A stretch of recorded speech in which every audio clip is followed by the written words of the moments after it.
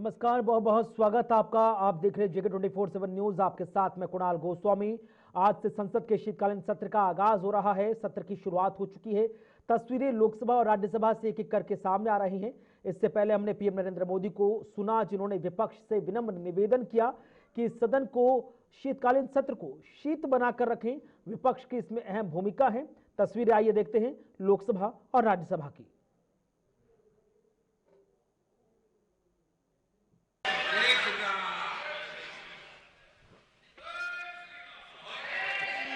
सभासदों, माननीय अध्यक्ष जी,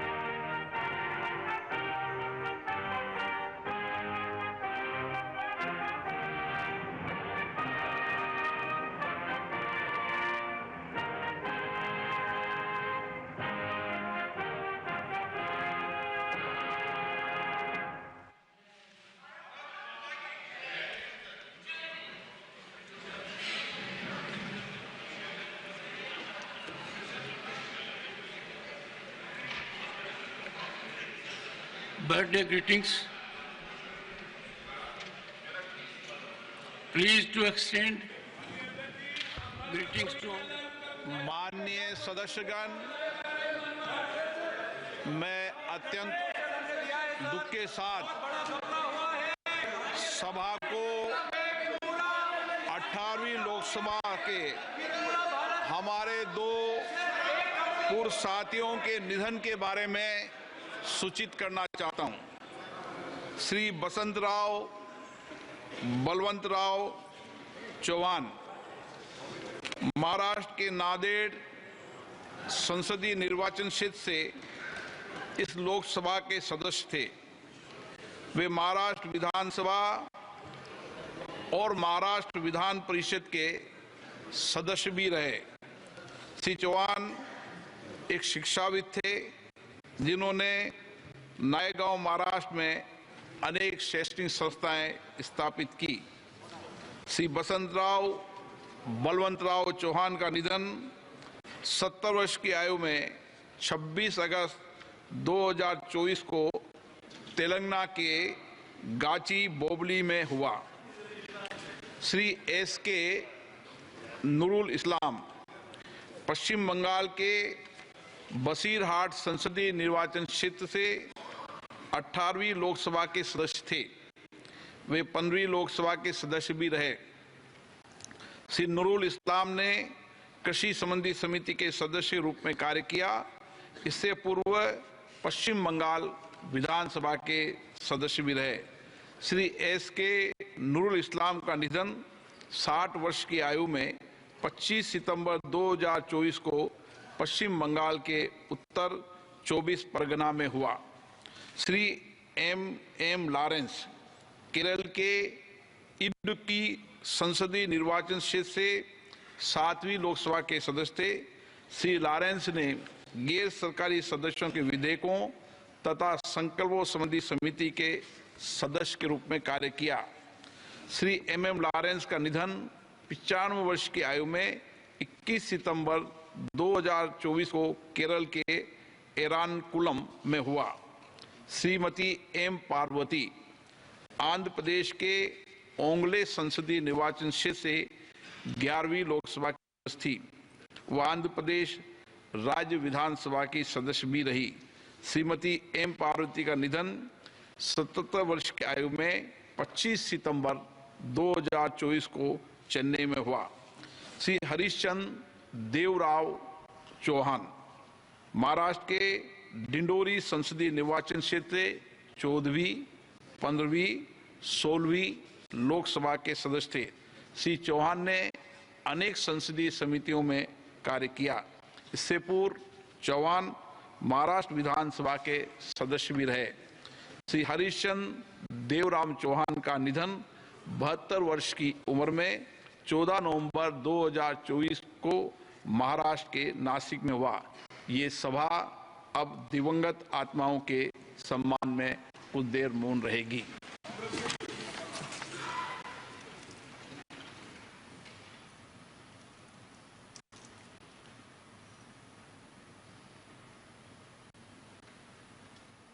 आप देख रहे हैं कि किस तरह से शुरुआत में लोकसभा और राज्यसभा में शोक संदेश पढ़ा गया। सभा की कार्रवाई 12 बजे तक के लिए स्थगित की जाती है। गया है। बड़ी खबर इस वक्त की आपको सीधे लोकसभा से बता रहे हैं, जहां पर लोकसभा की कार्रवाई को 12 बजे तक के लिए स्थगित कर दिया गया है। लोकसभा की शुरुआत आज के राष्ट्रगान के साथ हुई और उसके बाद हम देख रहे हैं कि किस तरह से शोक संदेश पढ़ने के बाद 2 मिनट के मौन के बाद लोकसभा की कार्रवाई को स्थगित कर दिया गया ठीक 12 बजे के लिए। इससे पहले हमने देखा किस तरह से प्रधानमंत्री नरेंद्र मोदी संसद के सत्र की शुरुआत से पहले मीडिया से संवाद करते हुए नजर आए और उन्होंने बोला कि सीधे सीधे वो उम्मीद करते हैं कि आने वाले वक्त में संसद का ये शीतकालीन सत्र शीत स्वभाव का रहेगा, विपक्ष अपनी महत्वपूर्ण भूमिका निभाता हुआ नजर आएगा। तो लोकसभा को स्थगित कर दिया गया है 12 बजे तक के लिए। बड़ी खबर, जहां पर लोकसभा 12 बजे तक के लिए स्थगित कर दी गई। इससे पहले लोकसभा स्पीकर ओम बिरला ने शोक संदेश पढ़ा और जो तमाम अब तक सांसद की भूमिका में थे जिनका स्वर्गवास हुआ हाल फिलहाल में, उन सब के लिए मौन भी रखा गया और उसके बाद लोकसभा की कार्रवाई को 12 बजे तक के लिए स्थगित कर दिया गया है।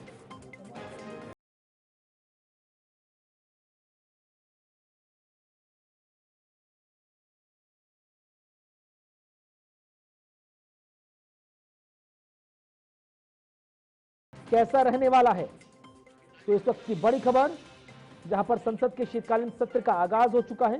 तो लोकसभा राज्यसभा की कार्रवाई हुई और देखते ही देखते हमने देखा कि शोक संदेश पढ़ने के बाद लोकसभा की कार्रवाई को 12 बजे तक के लिए स्थगित कर दिया गया। और इससे पहले हमने देखा कि किस तरह से पीएम नरेंद्र मोदी ने मीडिया से बात करते हुए कहा कि संसद का ये सत्र शीत होना चाहिए, शीतकालीन सत्र है।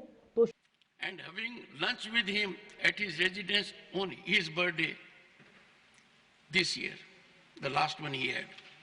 Both these occasions are deeply etched in my memory. In the passing away of Shri Natwar Singh, the country has lost a distinguished diplomat, a prolific author, and an outstanding parliamentarian whose contributions will be remembered for years to come. Shri Sitaram Yechuri passed away on the 12th September 2024. He served as a member of this House, representing the state of West Bengal for 2 consecutive terms from 2005 to 2017. Born on August 12, 1952 in Chennai, Tamil Nadu, Shri Yechuri started his political career as a student leader and dedicated his life to the pursuit of social justice, workers' rights, and progressive policies. His unwavering commitment to these ideals resonate deeply with his work, both within and outside the walls of this hallowed chamber. His ability to forge consensus on varied issues and his willingness to engage in constructive dialogue made him a beloved and respected figure in our parliamentary democracy. Members of this august House, irrespective of their party affiliations, held Shri Yechuri in great respect and affection and looked up to him for guidance. Shri Yechuri was elected as General Secretary of the Communist Party of India Marxist in the year 2015, a position he held till his demise. In the passing away of Shri Yechuri, the country has lost an influential leader, a committed socialist, and a distinguished parliamentarian whose contributions will be remembered for years to come. Shri Dharampal Sabharwal passed away on the 21st of September 2024. He served as a member of this august House, representing the state of Punjab from April 2004 to April 2010. Born on the 10th January 1941 in Jalandhar, Punjab, Shri Sabharwal dedicated his life to the service of the nation and the upliftment of weaker sections. Shri Sabharwal began his public journey at the grassroots level and went on to make significant contributions to public life. He served as a municipal councillor in 1972, a member of Punjab Legislative Assembly on 2 occasions, 1977 and 1992, and held several ministerial portfolios in the government of Punjab. In the passing away of Shri Dharampal Sabharwal, the country has lost a compassionate leader, a seasoned administrator, and an able parliamentarian. Shri Dhaneshwar Maji passed away on the 9th October 2024. He served as a member of this House representing the state of Odisha from April 12 बजे तक के लिए स्थगित कर दी गई। वहीं राज्यसभा में इस वक्त आप देख रहे हैं कि किस तरह सभापति उपराष्ट्रपति जगदीप धनखड़ शोक संदेश पढ़ते हुए उन तमाम सांसदों के राज्यसभा के जो हाल फिलहाल स्वर्गवास जिनका हुआ, इसी बीच आगे बढ़ रहे हैं, रुक कर रहे लगातार संसद के शीतकालीन सत्र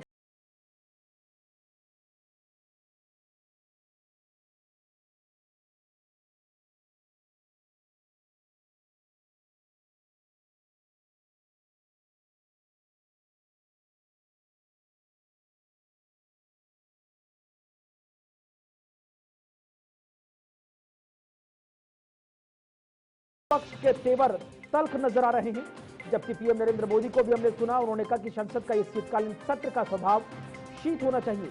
विपक्ष के सांसद जो संसद सत्र को हाईजैक करने की कोशिश करते हैं वो ना करें, क्योंकि उससे गलत प्रभाव पड़ता है। पूरी दुनिया इस वक्त भारत की ओर बहुत सकारात्मक दृष्टि से देख रही है, लिहाजा हर एक विपक्ष के नेता का रोल काफी सकारात्मक होना चाहिए।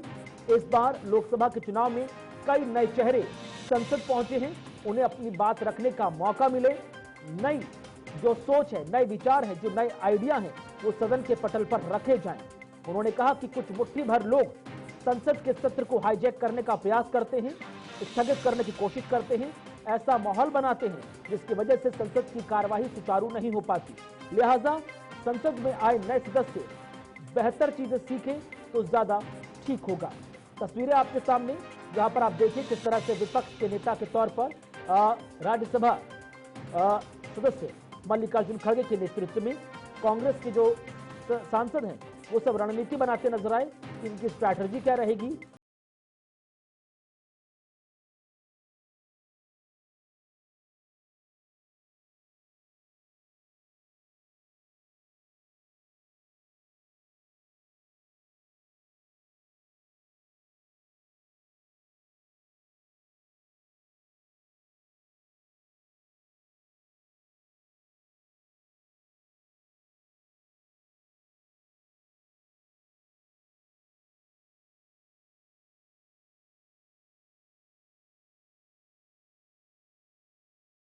हमारे साथ जुड़ रहे ताजा अपडेट के साथ उज्जवल, ताजा जानकारी साझा कीजिए, क्योंकि संसद के सत्र का आगाज हो चुका है। प्रधानमंत्री मोदी की तरफ से कहा गया कि संसद का शीतकालीन सत्र है, उसका स्वभाव शीत होना चाहिए, शांत होना चाहिए, सकारात्मक होना चाहिए और मुद्दों पर बात करते हुए अपनी चीजों को आगे रखें। लेकिन लगे हाथ पीएम मोदी ने कहा कि मुट्ठी भर लोग संसद सत्र को हाईजैक करने का प्रयास करते हैं, वो ऐसा ना हो। बिल्कुल कुणाल, देखिए संसद के शीतकालीन का सत्र जो है वो आगाज हो चुका है और हर बार की तरह जब भी कोई सत्र की शुरुआत होती है तो प्रधानमंत्री के जो प्रेस कॉन्फ्रेंस है उसके साथ की जाती है। और यही इस बार भी देखने को मिला। प्रधानमंत्री नरेंद्र मोदी ने प्रेस कॉन्फ्रेंस की, नई जो संसद है हंस द्वार है उसके सामने ये प्रेस कॉन्फ्रेंस की गई और सीधा सीधा जो है विपक्ष के ऊपर निशाना साधा गया। सीधे तीखे प्रहार जो है प्रधानमंत्री नरेंद्र मोदी की तरफ से किए गए। उन्होंने बताया कि किस तरीके से ऐसे जो दल हैं जो पूरे देश में तकरीबन 40 से 50 बार जनता उनको नकार चुकी है चुनावों में, राज्यसभा चुनाव हो, चाहे वो लोकसभा के चुनाव हो, चाहे वो राज्य के वहां के चुनाव हो, इन तमाम चुनावों में जो है एमएलसी के चुनाव हो, इसमें जनता जो है वो उनको नकार चुके हैं और कुछ मुट्ठी भर लोग हैं वो संसद की कार्रवाई नहीं होने देते। तो सीधे तौर पर जो है आप कहेंगे तो इसमें जो तमाम विपक्षी दल है, खासतौर पर कांग्रेस, उसको जो है प्रधानमंत्री नरेंद्र मोदी ने टारगेट किया है और उन्होंने बताया कि किस तरीके से जो संसद की कार्रवाई है वो सुचारू रूप से चलनी चाहिए, क्योंकि इसमें जो है तमाम जो बिल है वो अटके रहते हैं। लेकिन हुआ क्या, जैसे ही संसद की जो कार्रवाई है शुरू हुई, लोकसभा की, हंगामा जो है वो देखने को मिला, जिसके हम कयास तो लगा रहे थे। सुबह से हम बातें भी कर रहे थे, दर्शकों को जानकारी दे रहे थे तो कुणाल कि जैसे ही सदन शुरू होगा, जो विपक्ष है वो हंगामेदार शुरुआत करेगा और यही हमें इस बार भी देखने को मिला। जैसे ही लोकसभा की कार्रवाई शुरू होती है, विपक्ष की तरफ से जोरदार हंगामा किया जाता है, जिसके बाद जो लोकसभा है, लोकसभा को जो है वो 12 बजे तक के लिए स्थगित कर दिया है। और यही रणनीति जो है वो विपक्ष ने बनाई थी। मल्लिकार्जुन खड़गे का जो ऑफिस है संसद के अंदर, वहां पर 10 बजे जो है तमाम विपक्ष के जो दल के सांसद हैं उनकी बैठक हुई थी। उसके बाद कांग्रेस ने खुद की भी बैठक करी थी, उनकी जो लोकसभा के सांसद है वो 10:30 बजे के आसपास हुई थी। तो उसमें 5 मुद्दों पर जो है, जो सूत्रों से खबर हुई है कि 5 मुद्दों पर जो है वो समन्वय बनाता कि कैसे सरकार को घेरना है। एक तो संबल हिंसा जो बीते दिन हुई है, उसके बाद मणिपुर हिंसा, उसके बाद अडानी का जो मुद्दा है, फिर उसके बाद जो बेरोजगारी का मुद्दा है, ये वो मुद्दे हैं जिसके ऊपर जो है कहीं ना कहीं कांग्रेस पार्टी और तमाम विपक्ष जो है वो घेरना चाहता है। और इसी के लिए जो राज्यसभा और लोकसभा नोटिस 267 दिया गया था, ताकि जो संसद की कार्रवाई है उसको रोक के इन मुद्दों पर जो है वो बातचीत हो सके।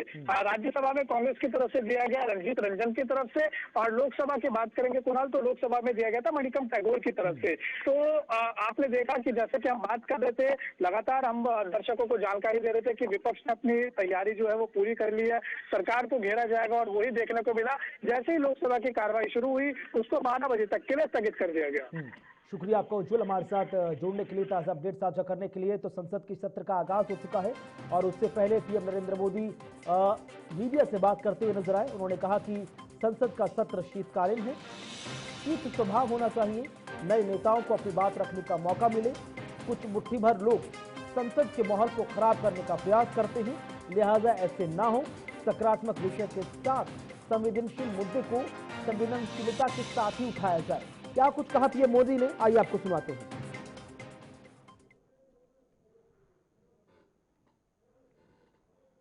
के 75वें वर्ष की उसके उत्सव की मिलकर के शुरुआत करेंगे।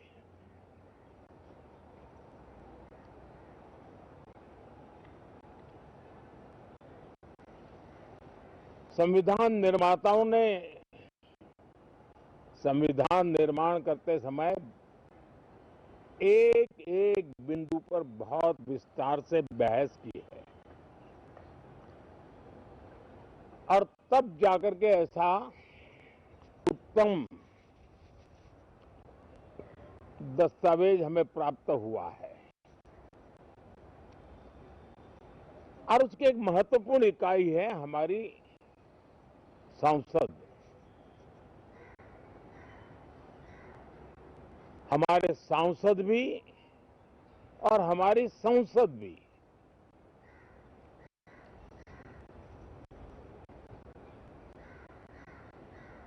पार्लियामेंट में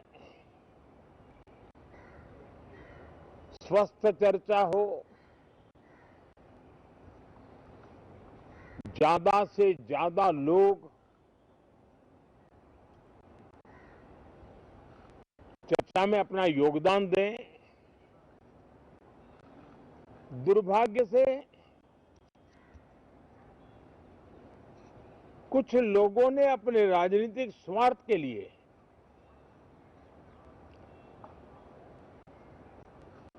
जिनको जनता ने अस्वीकार किया है, वे संसद को भी मुट्ठी भर लोगों के हुड़दंगबाजी से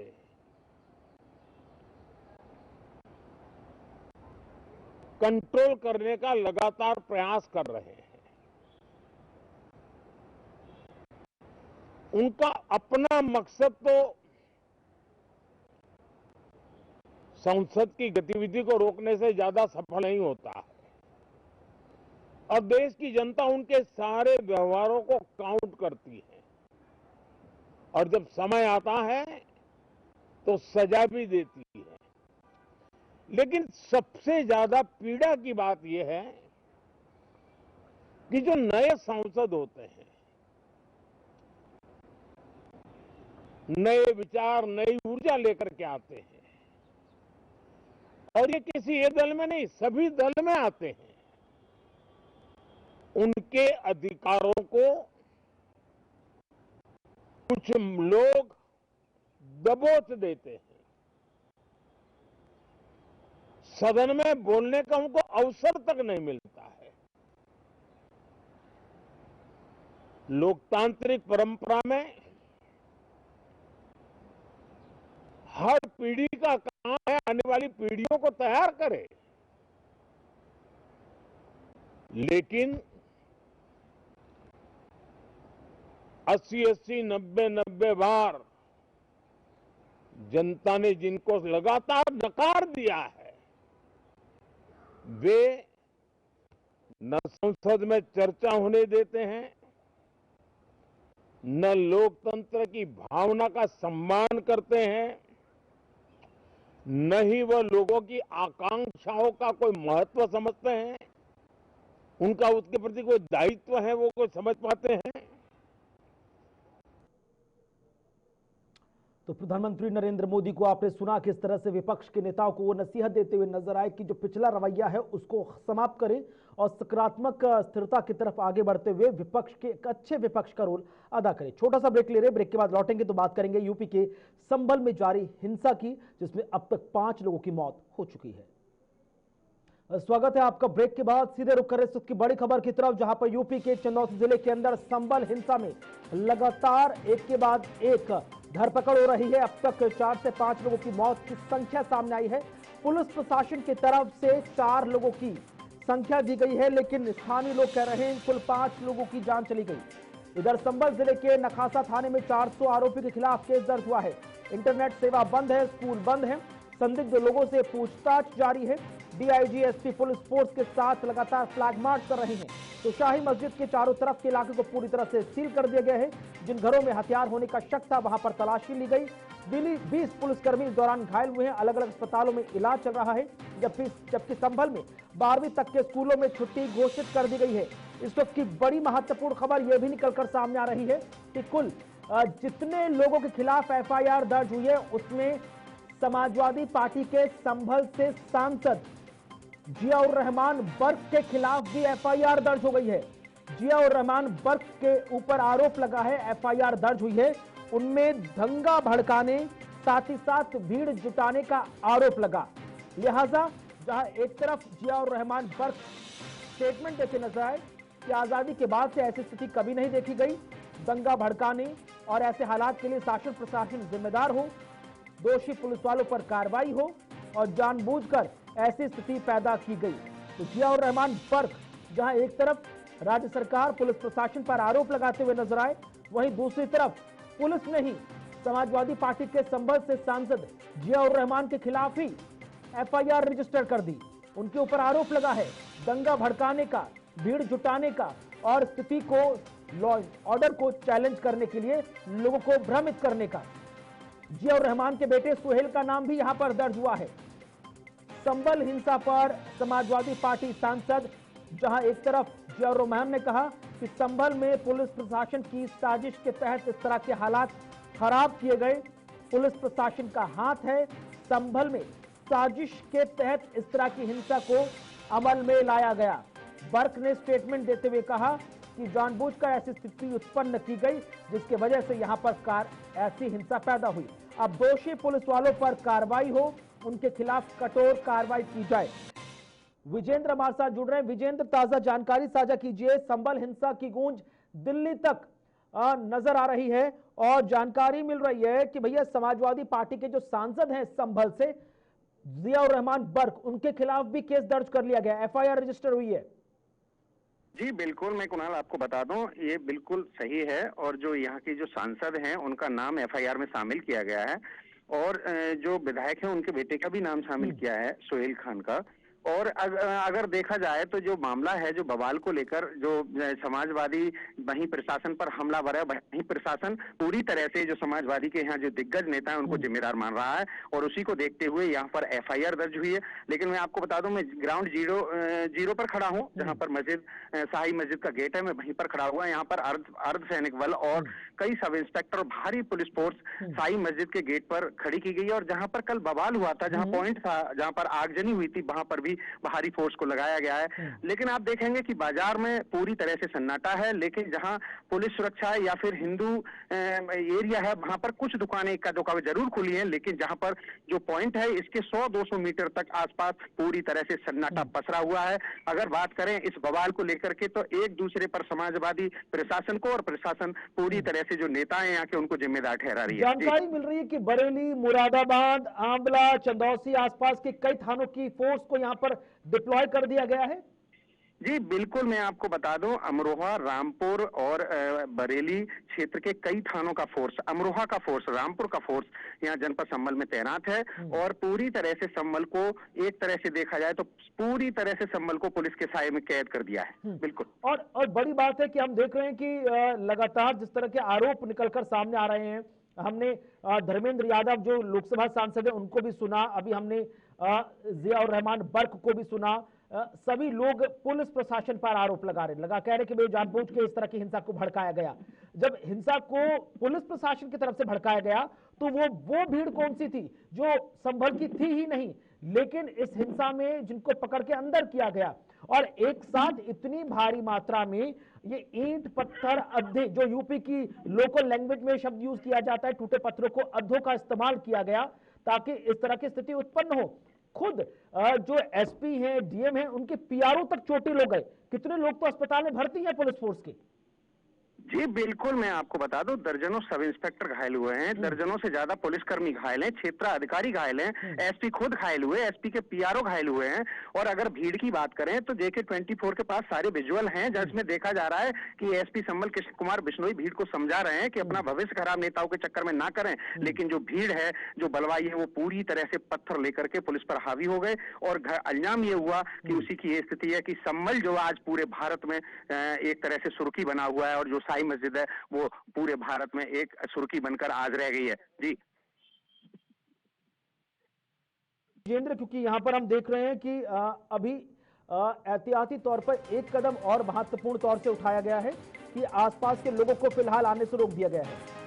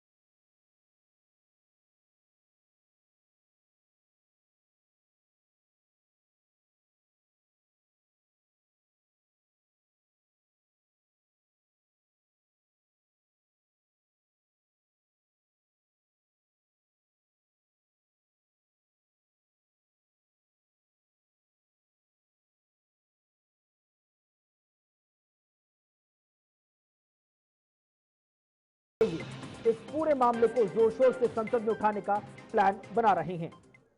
रजा इस वक्त हमारे साथ जुड़ रहे हैं सीधे लखनऊ से, क्योंकि लखनऊ से पूरे मामले को ऑब्जर्व किया जा रहा है। रजा, ताजा अपडेट साझा कीजिए। संभल में स्थिति को देखते हुए भिन्न भिन्न इलाकों की फोर्स को तैनात किया गया है।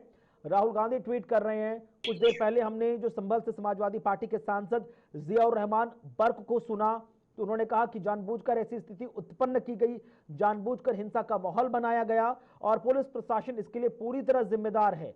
जबकि थोड़ी देर बाद यह खबर भी सामने आ गई कि खुद उल्टा पुलिस ने जियाउर रहमान बर्क और उनके बेटे सोहेल के खिलाफ ही एफआईआर दर्ज कर ली और बर्क पर आरोप लगा कि दंगे भड़काने का और भीड़ जुटाने का। हम आपको बता दें कि उत्तर प्रदेश शासन ने सख्त निर्देश जारी किए हैं। खासतौर पर प्रमुख सचिव गृह ने डीजीपी को जो है बुला के उनसे विचार विमर्श किया और खासतौर पे आईजी रेंज को भेजा गया और ये भी कहा गया है कि इसको भी सील रखें, इस तहसील को, पूरे इलाके को, कोई भी बाहरी आदमी ना आ पाए और खासतौर पे इंटरनेट की सेवाएं बंद कर दी गई हैं। और ये भी नजर रखी जा रही है कौन सा नेता आउटसाइड है, दूसरी सिटी का है, जो एंटर करना चाहता है, क्योंकि कोई भी नेता, कोई भी पॉलिटिशियन उसको अलाउ नहीं है कि वो उस इलाके में जाए। सबसे अहम चीज ये है कि उनकी भी निशानदेही करने की निर्देश जो है उत्तर प्रदेश शासन ने दे दिए है कि जो वकील और सर्वे के साथ आए थे, जिन्होंने एक नारेबाजी थी और एक धर्म विशेष के खिलाफ नारेबाजी की, उनकी भी निशानदेही हो रही है। ऐसा नहीं है कि एक तरफा कार्रवाई हो रही है, उनके ऊपर भी निशानदेही करके सरकार ने कहा कि उनपे भी कार्रवाई हो कि अगर सर्वे करने गए थे तो उनकी आवश्यकता थी, आम पब्लिक की वहां क्या जरूरत थी कि अगर कोई आपत्तिजनक नारे दिए गए और दूसरे के खिलाफ जो धर्म विशेष के लोग वहां इकट्ठा थे, तो दोनों धर्म विशेष के लोगों के आपस में टकराव हुआ, जिसमें सबसे ज्यादा अगर पेनफुल किसी को चोट लगी है तो पुलिस कर्मियों को लगी है। 14 से 15 कई एसआई हैं, कई पीआरओ हैं, कई बहुत ही बड़े अधिकारी हैं जो चोटिल हैं, हॉस्पिटल और नर्सिंग होम में एडमिट हैं और अभी तक जो पुष्टि तो नहीं हो पाई है, मगर 5 लोगों की वहां पर जाने जा चुकी हैं। मृतक परिवारों का ये आरोप था कि पुलिस ने सामने गोली लगाई, मगर पुलिस का ये साफ स्पष्टीकरण कल ही आ गया था कि बलवाइयों ने छतों से फायरिंग की थी, कहां से कौन सी गोली चल गई, हमने किसी भी आम जनमानस का नुकसान नहीं किया। अब रजा, हर एक घर की चेकिंग हो रही है, पता लगाने की कोशिश की जा रही है, क्योंकि घटनास्थल से जो गोलियों के शेल हैं वो मिले हैं, हथियार बरामद हुए हैं, जबकि उसकी कोई आवश्यकता नहीं थी। पुलिस प्रशासन का कहना है कि अगर किसी व्यक्ति को इस सर्वे से नाराजगी थी तो वो नारेबाजी करके अपनी आपत्ति जाहिर कर सकता था। ये ईंट पत्थर आप किस लिए लेकर आए थे? आप गोलियां क्यों लेकर आए थे? आप अवैध हथियार लेकर क्यों आए थे? दैट मीन्स आपकी प्री प्लानिंग थी। कोई व्यक्ति है जो इस साजिश के पीछे है, जिसने जानबूझकर संभल में लॉ एंड ऑर्डर को इस स्थिति में लाकर खड़ा कर दिया। जी कुणाल, हम आपको बता दें, पश्चिमी यूपी में असलहा रखना, अवैध असलहा रखना, ये बहुत हर घर में तकरीबन अवैध असलहा है। ये पहले से आउटपुट और इंटेलिजेंस फेलियर है, खासतौर पर संभल डिस्ट्रिक्ट का, मुरादाबाद की रेंज का, कमिश्नर का इंटेलिजेंस फेल है, डीएम का इंटेलिजेंस फेल है।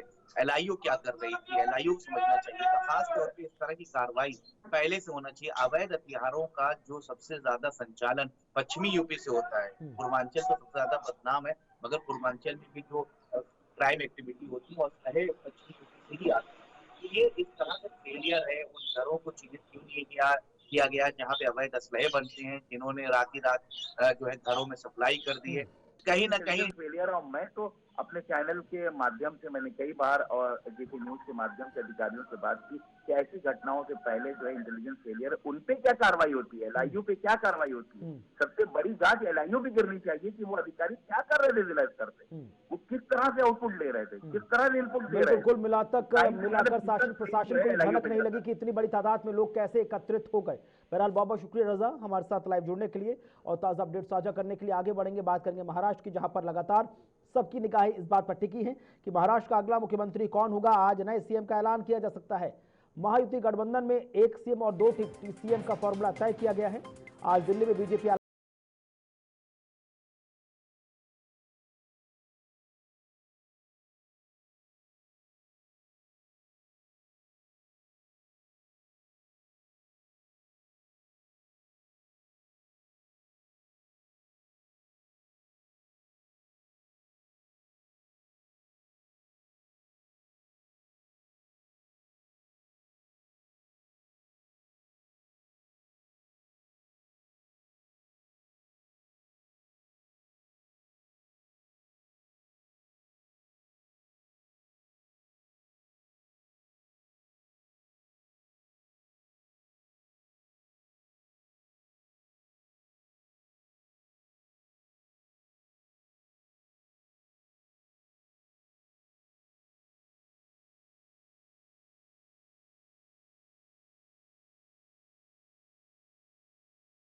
सीएम की कुर्सी पर बैठे नजर आएंगे।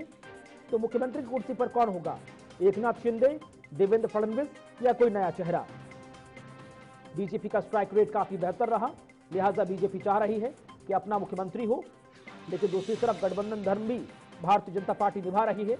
लिहाजा तीनों जो घटक दल हैं महायुति के, बीजेपी के नेता देवेंद्र फडणवीस, शिवसेना के एकनाथ शिंदे और एनसीपी के अजित पवार, तीनों लग रहा है दिल्ली आ रहे हैं।